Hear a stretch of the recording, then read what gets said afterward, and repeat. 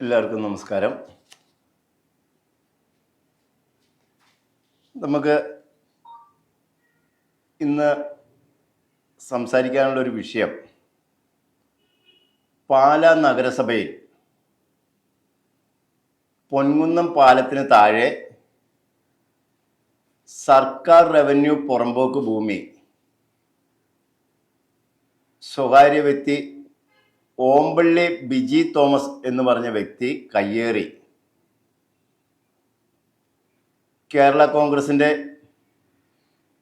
ഒരു പ്രവർത്തകൻ കൂടിയാണ്. കേരള കോൺഗ്രസിൻ്റെ മുൻ ഭരണസമിതിയുടെ നേതൃത്വത്തിൽ പാലാ നഗരസഭയിലെ ഉദ്യോഗസ്ഥരും കൂടി ചേർന്നിട്ടുള്ള ഒരു വൻ കയ്യേറ്റം അഴിമതി, അതാണ് ഇന്നത്തെ വിഷയം. നമ്മൾ ഈ വിഷയത്തിലേക്ക് പ്രതികരിക്കാനുണ്ടായ ഒരു സാഹചര്യം എന്താണെന്ന് വെച്ച് കഴിഞ്ഞാൽ, ഞാൻ മൊബൈൽ പാർക്കിൻ്റെ ചെയർമാനാണ്. എൻ്റെ പേര് അജി മർക്കോസ്. എൻ്റെ ഒരു ബ്രാൻഡ് നെയിം ഈ മൊബൈൽ പാർക്ക് എന്ന് പറഞ്ഞു കഴിഞ്ഞാൽ all India trade mark license എടുത്തിരിക്കുന്ന ഞാനാണ്. ആ ഒരു പേര് അദ്ദേഹം മിസ്യൂസ് ചെയ്യുകയുണ്ടായി. നമ്മൾ അദ്ദേഹത്തോട് പല പ്രാവശ്യം ആവശ്യപ്പെട്ടു, ആ പേര് ഉപയോഗിക്കാൻ പാടില്ല, കമ്പനി ആക്ട് പ്രകാരം അത് ഉപയോഗിക്കാൻ പാടില്ല, ആ പേര് നീക്കം ചെയ്യണമെന്ന് അദ്ദേഹത്തോട് പല പ്രാവശ്യം ആവശ്യപ്പെട്ടു. അദ്ദേഹം ഇവിടുത്തെ ഒരു കളിങ്കിത കച്ചവടക്കാരനും കൊട്ടാരമറ്റം സ്റ്റാൻഡിലെ ഒരു ബ്ലേഡ് മാഫിയ അംഗവുമാണ്. ഞങ്ങൾ ഒന്നും രണ്ടും പറഞ്ഞ് അങ്ങോട്ടും ഇങ്ങോട്ടും വാക്കുതർക്കത്തിൽ ഏർപ്പെടുകയുണ്ടായി. അത് പ്രകാരം കോട്ടയം പ്രിൻസിപ്പൽ സെഷൻസ് കോടതിയെ സമീപിക്കുകയുണ്ടായി. ആ കേസ് ഓർഡർ പറയാൻ വേണ്ടിയിട്ട് മാറ്റിവെച്ചിരിക്കുകയാണ്. അതുപോലെ തന്നെ ഈ വിഷയത്തിലേക്ക് ഞാൻ ഇറങ്ങി തിരിച്ചു കഴിഞ്ഞപ്പോൾ വൻ അഴിമതി നഗരസഭ ഉദ്യോഗസ്ഥരും ഈ കേരള കോൺഗ്രസിൻ്റെ ഒരു സ്വാധീനം, മുൻ ഭരണപക്ഷത്തിൻ്റെ സ്വാധീനം ഉപയോഗിച്ചുകൊണ്ട് വൻ ഒരു അഴിമതി തന്നെയാണ് ഈ പാലാ നഗരസഭയിൽ നടന്നിട്ടുള്ളത്. ഇതെന്ന് പറഞ്ഞാൽ അവിടെ അനധികൃതമായിട്ട് നിർമ്മിച്ചിരിക്കുന്ന ബിൽഡിംഗ് പൊളിച്ചു മാറ്റണം എന്നും പറഞ്ഞ് നമ്മൾ നഗരസഭയ്ക്ക് ഒരു കത്ത് കൊടുക്കുകയുണ്ടായി. അതിനവർ കൈപ്പറ്റിയ രസീതാണിത്. അതുപോലെ തന്നെ ഈ വിഷയത്തിൽ ഇത് പൊളിച്ചു മാറ്റണം. അവിടെ ഈ ഏറ്റുമാനൂർ പൂഞ്ഞാർ സ്റ്റേറ്റ് ഹൈവേയും ഈ പാലാ റിവർ വ്യൂ റോഡിനെയും തമ്മിൽ ബന്ധിപ്പിക്കുന്ന രണ്ട് പ്രധാന ബസ് സ്റ്റോപ്പുകൾ, ആൾക്കാർ 10,000-കണക്കിന് ആൾക്കാർ, സ്ത്രീകളും കുട്ടികളും വൃദ്ധന്മാരും എല്ലാം ഒരു ദിവസം സഞ്ചരിക്കുന്ന ഒരു പ്രധാന നടപ്പുവഴിയാണത്. ആ നടപ്പുവഴി പോലും ഒരു 1.5 അടി ഗ്യാപ്പ് ഇട്ടിട്ടാണ് കയ്യേറി ബിൽഡിംഗ് പണിതിരിക്കുന്നത്. അപ്പോൾ നമ്മൾ തദ്ദേശ സ്വയംഭരണ വകുപ്പ് സെക്രട്ടറി, അതുപോലെ തന്നെ ഇവരുടെ അഴിമതി അന്വേഷിക്കണമെന്ന് ആവശ്യപ്പെട്ടുകൊണ്ട് നമ്മൾ തദ്ദേശ സ്വയംഭരണ വകുപ്പ് വിജിലൻസിന് ഒരു പരാതി കൊടുത്തിട്ടുണ്ടായിരുന്നു. അതിൻ്റെ റെസിപ്റ്റാട്ടോ ഈ കാണുന്നതൊക്കെ. അപ്പോൾ അതുപോലെ തന്നെ ഈ റവന്യൂ പുറമ്പോക്ക് ഭൂമിയുടെ കസ്റ്റഡി എന്ന് പറഞ്ഞു കഴിഞ്ഞാൽ കോട്ടയം ജില്ലാ കളക്ടറാണ്. അവരൊക്കെ എല്ലാം നമ്മൾ സമീപിച്ചു. അതുപോലെ തന്നെ മുനിസിപ്പാലിറ്റിക്ക് നമ്മൾ ലെറ്റർ കൊടുത്തിട്ടുണ്ട്. ഈ ബിൽഡിംഗ് അടിയന്തരമായി പൊളിച്ചു മാറ്റി അവിടെ ആ നടപ്പുവഴി സുഗമമാക്കണം എന്നുള്ള ഒരു മുനിസിപ്പാലിറ്റിക്ക് നമ്മൾ ലെറ്റർ കൊടുത്തിട്ടുണ്ട്. കൈപ്പട രസീതാണ് ഇതൊക്കെ. പിന്നെ ഞാൻ എല്ലാവരുടെയും ശ്രദ്ധ ആകർഷിക്കുന്നത് ഈ ഒരു പരാതിമേല കഴിഞ്ഞ ടേമില് പ്രതിപക്ഷ നേതാവായിരുന്ന 18ാം വാർഡ് 18ാം വാർഡ് കൗൺസിലർ, പ്രതിപക്ഷ നേതാവായിരുന്ന ബഹുമാനായ നമ്മുടെ പ്രൊഫസർ സതീഷ് ചൊള്ളാനി സാറ് ഈ വിഷയത്തിൽ ഈ അനധികൃത കയ്യേറ്റത്തിനെതിരെ നടപടിയെടുക്കണമെന്ന് പറഞ്ഞ് നഗരസഭാ സെക്രട്ടറിക്ക് ഒരു പരാതി നൽകി. ആ പരാതിയുടെ പകർപ്പാട്ടോ ഇത്. ഒരു പ്രതിപക്ഷ നേതാവും ഒരു വാർഡ് കൗൺസിലറും കൊടുത്തേക്കണ ഒരു പരാതിയിൽ ഈ 6 മാസം, ഏകദേശം ഇപ്പൊ 6 മാസത്തോളമായി. ഈ 6 മാസമായിട്ട് ഇതുവരെ അവരൊരു നടപടി എടുത്തിട്ടില്ല. ഞാൻ വിവരാവകാശത്തിൽ ചോദിച്ചു കഴിഞ്ഞപ്പോഴത്തേ അവർ പറയണ നടപടി സ്വീകരിച്ചു വരുന്നു എന്നാണ് പറയണേ. അതിനകത്ത് വിവരാവകാശത്തിൽ ഞാൻ തന്നിരിക്കുന്ന ലെറ്ററിൽ വിവരാവകാശത്തിൽ പറയുന്നുണ്ട് നടപടി സ്വീകരിച്ചു വരുന്നു എന്നാണ് പറയണേ. 6 മാസമായിട്ട് ഒരു അനധികൃത കയ്യേറ്റം അവരറിഞ്ഞിട്ടില്ലെന്നാണ് പറയണേ. സെക്രട്ടറി AE ഒന്നും അറിഞ്ഞിട്ടില്ലെന്നാണ് പറയണേ. ഒരു പ്രതിപക്ഷ നേതാവ് കൊടുത്തിരിക്കുന്ന ഒരു പരാതിയിൽ ഒരു തീരുമാനമായില്ലെങ്കിൽ ഒരു സാധാരണക്കാരായി നമ്മൾ കൊടുത്തിരിക്കുന്ന പരാതിയിൽ എന്ത് തീരുമാനം ഇവരെടുക്കും? അതുകൊണ്ട് തന്നെയാണ് എനിക്ക് നഗരസഭയിൽ നിന്ന് നീതി കിട്ടില്ല എന്ന് ബോധ്യമായതുകൊണ്ട് തന്നെ നമ്മൾ ബഹുമാനപ്പെട്ട കേരള ഹൈക്കോടതിയെ നമ്മൾ സമീപിച്ചു. നമ്മളൊരു അഡ്വക്കേറ്റിനെ അപ്പോയിൻമെന്റ് ചെയ്തു. കേരള ഹൈക്കോടതി അതുപോലെ തന്നെ ഈ കയ്യേറ്റക്കാരനായ ഓമ്പള്ളി ബിജി തോമസിനെ 1ാം പ്രതിയും നഗരസഭാ സെക്രട്ടറിയെ 2ാം പ്രതിയാക്കി നോട്ടീസ് അയക്കാനായിട്ട് രജിസ്ട്രാറോട് ആവശ്യപ്പെട്ടിട്ടുണ്ട്. ഇതിനകത്തൊന്നും ഇവർക്കൊരു ഇതില്ല കേട്ടോ. ഈ അനധികൃത കെട്ടിടത്തിന് ഈ നഗരസഭ സെക്രട്ടറിയും AEയും ഇവിടുത്തെ ഉദ്യോഗസ്ഥരും ഒന്നും അറിയാണ്ട് അതായത് നമുക്കത് പറഞ്ഞു കഴിഞ്ഞാൽ വിശ്വസിക്കാൻ ബുദ്ധിമുട്ടാണ്. കാരണം ഈ നഗരസഭ ഓഫീസിൽ നിന്ന് ഏകദേശം 700-800 മീറ്റർ മാറിയിട്ട് നഗരത്തിന്റെ ഹൃദയഭൂമിയിൽ ഇങ്ങനൊരു ബിൽഡിംഗ് കെട്ടിപ്പൊക്കിയത് നഗരസഭ സെക്രട്ടറി അറിഞ്ഞിട്ടില്ല, AE അറിഞ്ഞിട്ടില്ല, നഗരസഭ ഉദ്യോഗസ്ഥന്മാർ ആരും അറിഞ്ഞിട്ടില്ല. ഈ നഗരസഭ അവധി ദിവസങ്ങളിൽ, ഞായറാഴ്ച പൊതു അവധി ദിവസങ്ങൾ അങ്ങനെയൊക്കെയുള്ള സമയത്ത് ഈ നഗരസഭയുടെ കീഴിൽ ഈ അനധികൃത കയ്യേറ്റോ അനധികൃത നിർമ്മാണ പ്രവർത്തനങ്ങളൊക്കെ നടക്കുന്നുണ്ടോ എന്ന് അറിയാൻ വേണ്ടിയിട്ട് ഇവിടെ ഒരു ഓഫീസറെ ചുമതലപ്പെടുത്തിയിട്ടുണ്ട്. അവരാരും ഇതൊന്നും അറിഞ്ഞില്ല. ഈ അനധികൃത കെട്ടിടത്തിന് ഈ ലൈസൻസ് പോലും നിയമവിരുദ്ധ. കെട്ടിടത്തിന് നമ്പർ ഇല്ലാണ്ട് എങ്ങനെ ഈ ലൈസൻസ് കിട്ടണേ? ഈ ലൈസൻസ് പോലും അനധികൃത. നമ്മളിത് ചോദിച്ചു കഴിഞ്ഞപ്പോഴത്തേക്കും അതെല്ലാം സ്മാർട്ടിൽ 23ാമത്തെ ചോദ്യത്തിന്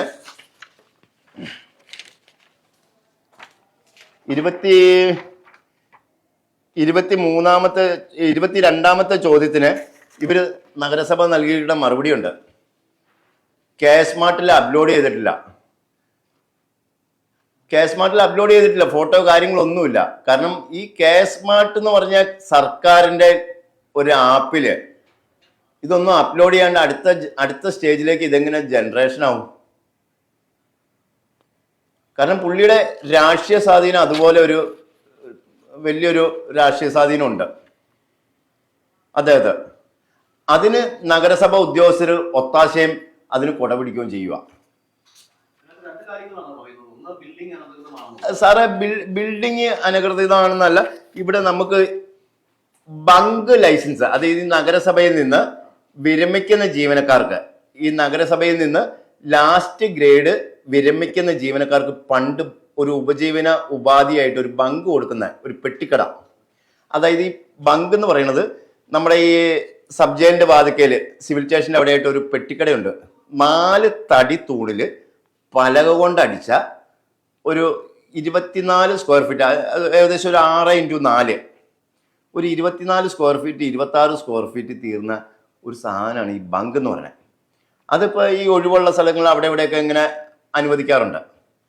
അത് ഈ 4 ലിഫ്റ്റ് ചെയ്ത് മാറ്റാവുന്ന, നഗരസഭയ്ക്ക് എന്തെങ്കിലും നിർമ്മാണ പ്രവർത്തനങ്ങളോ അങ്ങനെ എന്തെങ്കിലും ആവശ്യം വന്നു കഴിഞ്ഞാൽ ആ സാധനത്തിന് കേടുപാട് കൂടാതെ അതിന് നാശനഷ്ടങ്ങൾ സംഭവിക്കാതെ മറ്റൊരു സ്ഥലത്തേക്ക് സുരക്ഷിതമായിട്ട് എടുത്തു മാറ്റി റീപ്ലാന്റ് ചെയ്യാവുന്ന ഒരു ഇതാണ് ഈ ബങ്ക് എന്ന് പറയുന്നത്. അതിപ്പോൾ ഓൾറെഡി നമ്മൾ ചോദിച്ചു കഴിഞ്ഞപ്പോഴത്തേക്കും വിവരാവകാശത്തിൽ 7ാമത്തെ ചോദ്യം നോക്കിയ സാറേ, അതിന് 7ാമത്തെ ചോദ്യത്തിന്റെ ആൻസർ ഒന്ന് നോക്കിയേ.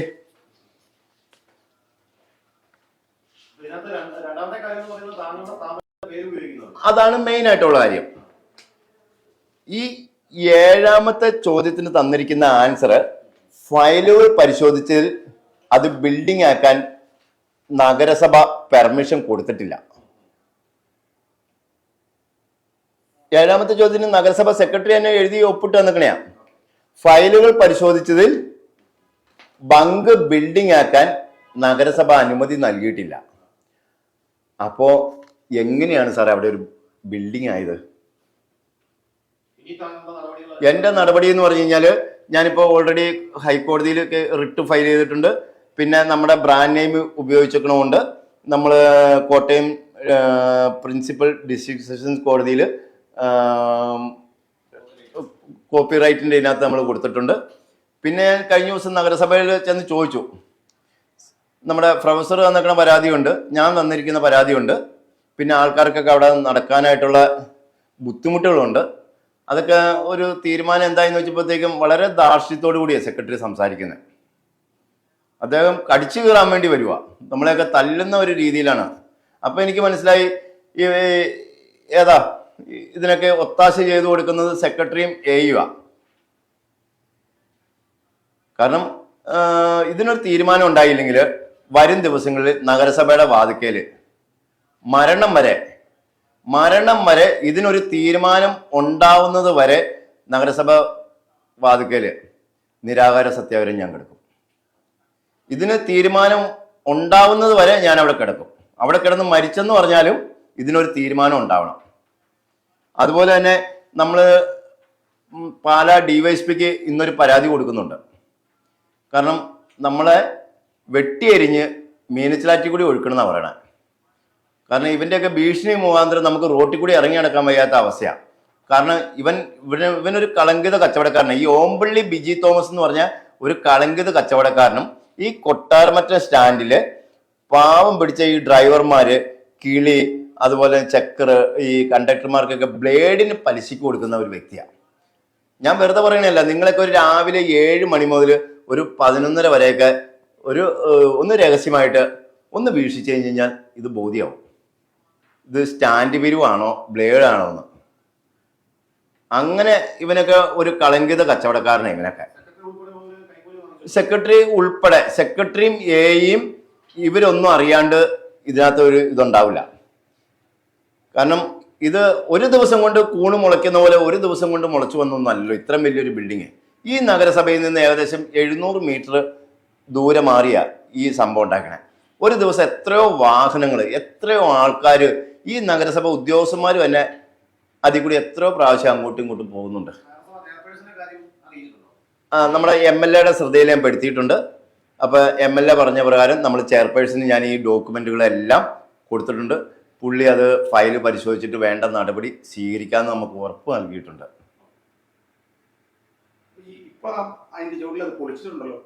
എങ്ങനെ? അത് നമ്മുടെ ഈ ബഹുമാന ഈ പ്രൊഫസർ, ഈ ward councillor Satheesh Chollani sir ഒരു പരാതി കൊടുത്തപ്പോൾ പുള്ളി രാത്രിയിൽ ഒരു JCBയും വെൽഡറെയൊക്കെ കൊണ്ടുവന്നിട്ട് പുള്ളി അത് പകുതി പൊളിച്ചു മാറ്റുവത്. കാരണം 540 സ്ക്വയർ ഫീറ്റ് എങ്ങാണ്ട് അന്ന് ഈ എഞ്ചിനീയർ വന്ന് ഇവിടെ നടന്നു കഴിഞ്ഞപ്പോൾ 540 സ്ക്വയർ ഫീറ്റ് എങ്ങാണ്ട് ഉണ്ടായിരുന്നു. അപ്പം പുള്ളി എന്നെ പറഞ്ഞിട്ടുണ്ട് കുറെ ഒന്ന് ഒഴിവാക്കാൻ പറഞ്ഞതിൻ്റെ പേരിലാണ് ഈ നഗരസഭ അവധി ദിവസം നോക്കിയിട്ട് കുറെ പൊളിച്ചു മാറ്റിയത്. സാധനങ്ങളൊന്നും ഇല്ലെന്ന് തോന്നുന്നു. ആ ബിൽഡിംഗ് പണിതിരിക്കുന്നത് നിയമവിരുദ്ധാണ്. ഇപ്പൊ ആ ബിൽഡിംഗ് അവിടെ സ്ഥിതി ചെയ്യുന്നതും നിയമവിരുദ്ധ നടപടികളായിട്ട് മുന്നോട്ട് പോകും. അതിപ്പോൾ ഏതറ്റം വരെയും നമ്മളിത് പോകും. പിന്നെ ഞങ്ങൾ തമ്മിലുള്ള വിഷയം എന്ന് പറഞ്ഞു കഴിഞ്ഞാൽ നമ്മൾ ഈ വിഷയത്തിൽ പ്രതികരിക്കാനുള്ള കാര്യം എന്ന് പറഞ്ഞു കഴിഞ്ഞാൽ നമ്മുടെ ബ്രാൻഡ് നെയിമാണ്. ആ ബ്രാൻഡ് നെയിം പ്രൊട്ടക്ട് ചെയ്യാൻ വേണ്ടിയിട്ടാണല്ലോ നമ്മൾ ഈ പേറ്റന്റ് എടുക്കുന്നത്. അത് മറ്റൊരാൾ ഇങ്ങനെ നമ്മൾ ഇത്രയും കഷ്ടപ്പെട്ട് ഉണ്ടാക്കിയിരിക്കുന്നത് നമ്മുടെ ഗുഡ് വില്ലിന് ഏറ്റിരിക്കുന്ന ഒരു മാനഹാനി തന്നെയാണ്. കാരണം എൻ്റെ ബിസിനസിന്റെ റെപ്യൂട്ടേഷൻ അത് ഒത്തിരി ബാധിക്കുന്നുണ്ട്.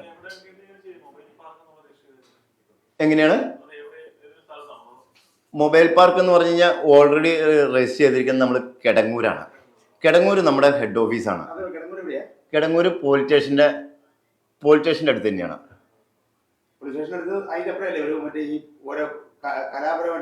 അതിന്റെ തൊട്ടിപ്പുറത്തെ റൂം നമ്മുടെ നാടക സാധനങ്ങളൊക്കെ കൊടുക്കുന്ന ശാലം കോസ്റ്റ്യൂംസിന്റെ തൊട്ടിപ്പുറത്തെ റൂം. പ്രതിഷേധം ഇതിന് വരും ദിവസങ്ങളിൽ ഇതിനൊരു തീരുമാനം ഉണ്ടാകുന്നത് വരെ നമ്മൾ ഇത് പ്രതിഷേധിക്കും. അതെ, ബ്രാൻഡ് നെയിമിന്റെ തീരുമാനത്തിൽ നാളെ കോടതി വിധി പറയും. അത് കോട്ടയം പ്രിൻസിപ്പൽ സെഷൻസ് കോടതിയിലാണ്. കോടതിയുടെ മെറിറ്റിൽ ഇരിക്കുന്നതുകൊണ്ട് ഞാൻ പിന്നെ ആ വിഷയത്തിലേക്ക് കിടക്കുന്നില്ല. നമ്മൾ ഞാൻ ടെക്നീഷ്യനാണ്, മൊബൈൽ പാർക്കിന്റെ ചെയർമാനുമാണ്. നമ്മൾ സർവീസിംഗ് ആണ് കൂടുതലും പ്രൊവൈഡ് ചെയ്യുന്നത്. കാരണം എനിക്ക് സോഷ്യൽ മീഡിയയിലാണെങ്കിലും അങ്ങനെയൊക്കെ ആണെങ്കിലും ഒത്തിരി കസ്റ്റമേഴ്സ് ഉള്ള, കാരണം ഏകദേശം ഒരു 10,000-7,000 കസ്റ്റമർ എനിക്ക് റെഗുലർ ഉള്ള. നമ്മൾ അറിയാൻ തുടങ്ങിയിട്ട് ഒരു 2 മാസമായിട്ടുള്ളൂ. ഈ 2 മാസത്തിനിടയ്ക്ക് ഇവനോട് പല പ്രാവശ്യം നമ്മൾ പറഞ്ഞു ഈ പേരെടുത്ത് മാറ്റണം. അവൻ പേരെടുത്ത് മാറ്റാൻ ഈ പേരെടുത്ത് മാറ്റാതെ ഒരു സാഹചര്യം വന്നതുകൊണ്ടാണ് നമ്മൾ ഇതിന്റെ പുറകിലേക്ക് ഒന്ന് ഇറങ്ങി തിരിച്ചത്. അപ്പോഴാണ് ഈ അനധികൃതമായിട്ട് ഈ ലൈസൻസ് കൊടുത്തിരിക്കുന്ന സെക്രട്ടറിയാന്ന് പറഞ്ഞത്. അപ്പോൾ അതിനെക്കുറിച്ചിട്ട് നമ്മളിങ്ങനെ ഓരോ കാര്യങ്ങൾ ചോദിച്ച് വന്നു കഴിഞ്ഞപ്പോഴാണ് ഇത് അനധികൃത കെട്ടിടമാണ്, ഇത് ബങ്കാണ്, പെട്ടിക്കടയാണ്. അപ്പം ഒത്തിരി യാത്രക്കാരോടൊക്കെ നമ്മളിങ്ങനെ ചോദിച്ചു. അപ്പോൾ അവർ പറഞ്ഞിങ്ങനെ അവർക്ക് യാത്രയ്ക്കൊക്കെ അതിൽ കൂടി തടസ്സമാണ്. അത് ശരിക്കും പറഞ്ഞാൽ ഇപ്പോൾ അവിടെ ഒരു 1.5 അടി, നിങ്ങളൊന്ന് അവിടെ ചെന്ന് പരിശോധിച്ച് കഴിഞ്ഞാൽ അറിയാം, 1.5 അടി ഏകദേശം ആ നടപ്പാതയ്ക്ക് ഇപ്പോൾ ഒരു 1.5 അടി വീതിയുള്ളൂ. ബാക്കി എല്ലാം കയ്യേറി ബിൽഡിങ്ങാണ് നടക്കണം. നിങ്ങൾ ആ സ്ഥലമൊക്കെ ഒന്ന്, ഞാൻ ഇത് വെറുതെ പറയണല്ല, നിങ്ങൾ ആ സ്ഥലം ഒന്ന് സന്ദർശിച്ചിട്ട് നിങ്ങളൊന്ന് നോക്ക്. പാല പൊൻകുന്നം പാലത്തിനടിയിൽ, RV പാർക്കിന് സമീപം പൊൻകുന്നം പാലത്തിന് അടിയിൽ 1.5 അടി വീതി മാത്രമേ ഉള്ളൂ. എന്തെങ്കിലും ചോദിക്കാണ്ടോ സാറേ?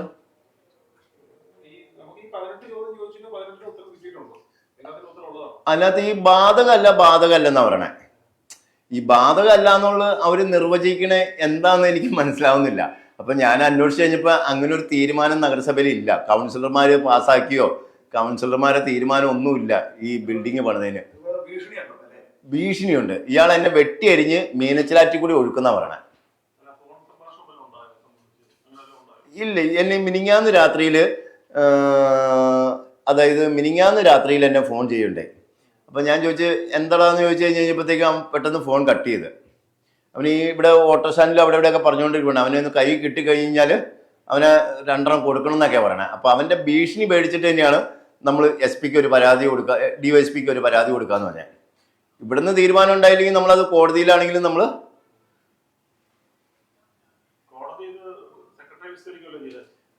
കോടതി നോട്ടീസ് അയക്കാൻ പറഞ്ഞിട്ടുണ്ട്. മറ്റൊന്നും ആയിട്ടില്ല. വാർഡിന്റെ കൗൺസിലറോട് നമ്മളിങ്ങനെ ഇത് പറഞ്ഞു. ഇങ്ങനെ ബിജി ജോജോ.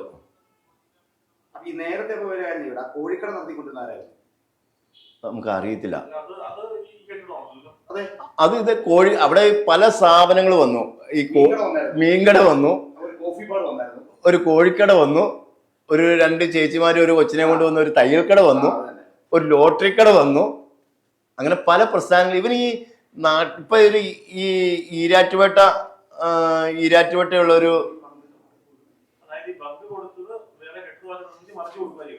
ഈ ബങ്ക് ശരിക്കും നമ്മൾ അടുത്തൊരു വിവരാവകാശം ഇന്ന് വെക്കുന്നുണ്ട്.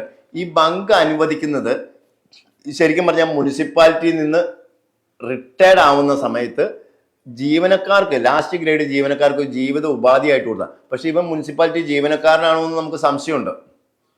അത് അല്ല, ബിജി തോമസ് അങ്ങനെ റിട്ടയർഡ് ആവാനായിട്ടുള്ള പ്രായമായിട്ടില്ലല്ലോ.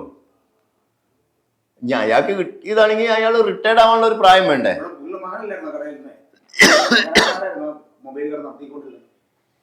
അത് എൻ്റെ അറിവ് ശരിയാണെങ്കിൽ ഈരാറ്റുപേട്ട ഏതോ വ്യക്തികളാണ്. ഇവനിങ്ങനെ ആൾക്കാരെ നിന്ന് ഇതിങ്ങനെ മേടിച്ചിട്ട് ഈ ലക്ഷങ്ങൾ സെക്യൂരിറ്റി മേടിച്ച് അതിന് വാടകയും മേടിച്ച് 10,000 രൂപ 30,000 രൂപയ്ക്ക് അതിൻ്റെ വാടക. കാരണം ഒരു കാരണവശാലും അവിടെ അങ്ങനെ ഒരു ബിൽഡിംഗ് പണിയാൻ പാടില്ല. അത് ഒരു കൺസ്ട്രക്റ്റഡ് സ്ട്രക്ചറായി, അത് പെർമനന്റ് സ്ട്രക്ചറാണ്. നഗരസഭ കൊടുത്തിരിക്കുന്ന അവർ തന്നെ ഉത്തരം തന്നിട്ടുണ്ട്, അത് പെർമനന്റ് സ്ട്രക്ചർ തന്നെയുള്ളൊരു ഇതല്ല കൊടുത്തിരിക്കുന്നത്.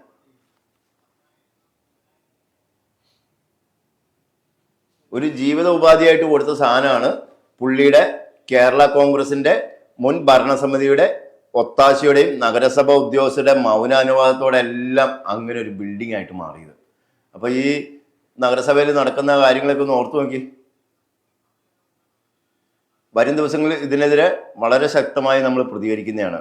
ഇതിനൊരു റിസൾട്ട് കാണുന്നവരെ നമ്മൾ പ്രതികരിക്കും. ഓക്കെ.